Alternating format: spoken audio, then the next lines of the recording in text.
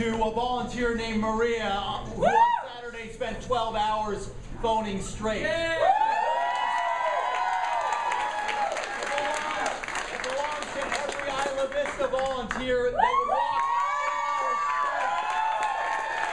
straight. It belongs to every Oxnard volunteer that we're told we were going to lose, but stood by us anyway.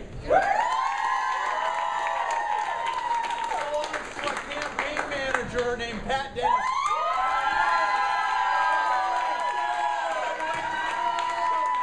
No pay for a year, and then took a 50% pay cut to come live on my couch after got married 2 months earlier.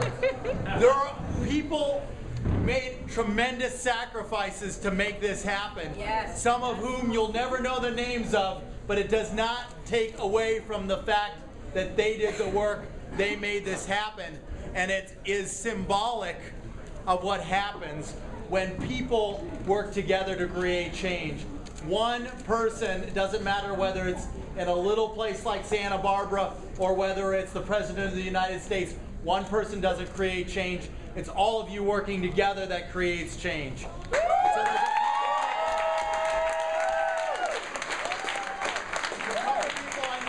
I need to thank. First of all, I want to thank all the party activists. This campaign,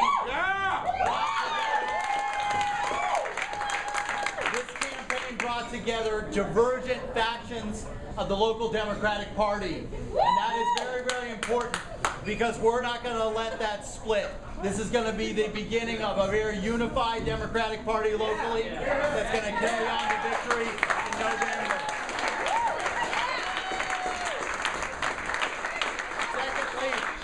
Neighborhood teams. I saw people that have not volunteered on political races in decades join neighborhood teams and get out there walking since January. People have been walking.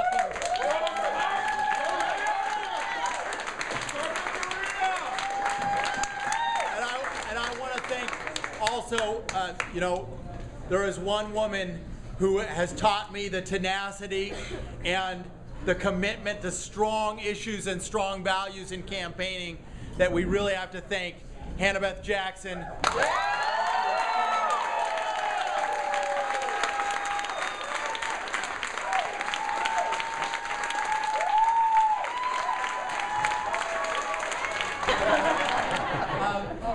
Is Salute here? Where is Salute?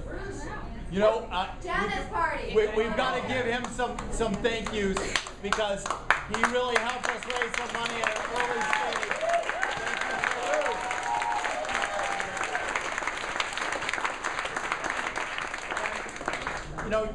There are over 1,000 people who gave to this campaign. Okay? And I really have to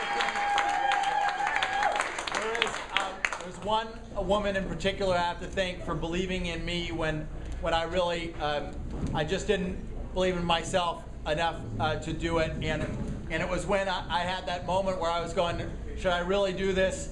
And Selma Rubin called me up.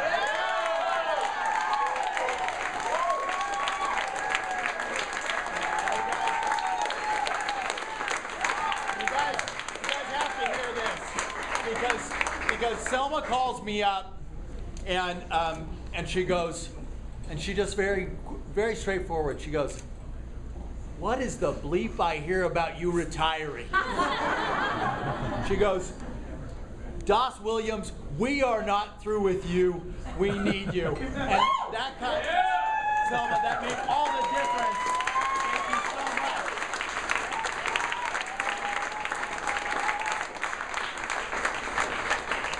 There are also tens of thousands of voters and all of the volunteers that made this happen. And you made this happen, and we're sending a strong message. And the message, of course, is that Sacramento is broken, that there is change needed, and that we need to focus on concrete issues like saving public education in this state. The most scandalous thing that happened last year is we let the Republicans convince the people of California that these cuts were inevitable. Well, the same time as they were making those cuts, they were giving away $2 billion more in tax breaks to the top 1% of corporations in the state. We cannot allow a transfer of wealth away from our kids and our schools to the top 1%.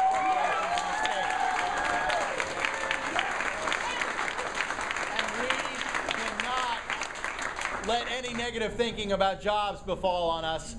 There are things that we can do in this state without the state spending a dime to create hundreds of thousands of new jobs, especially in alternative transportation and alternative energy. And we're going to help make that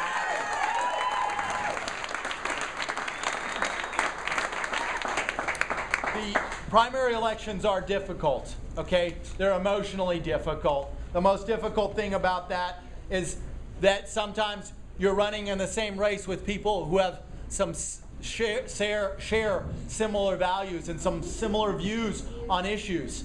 And we, Susan Jordan has fought on the right side of some very, very important issues. We need to recognize that. We need to thank her for that work. And we need to reach out to her supporters. So that's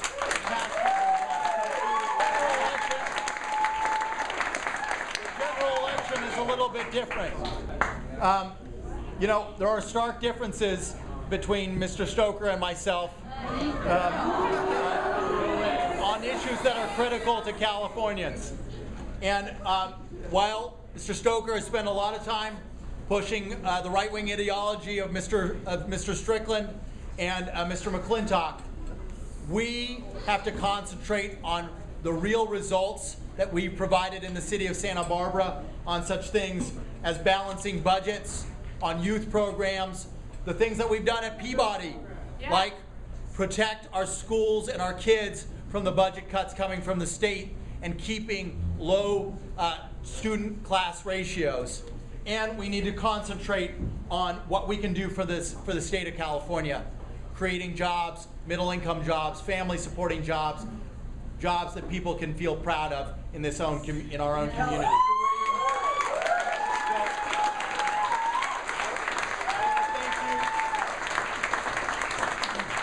I want to thank you.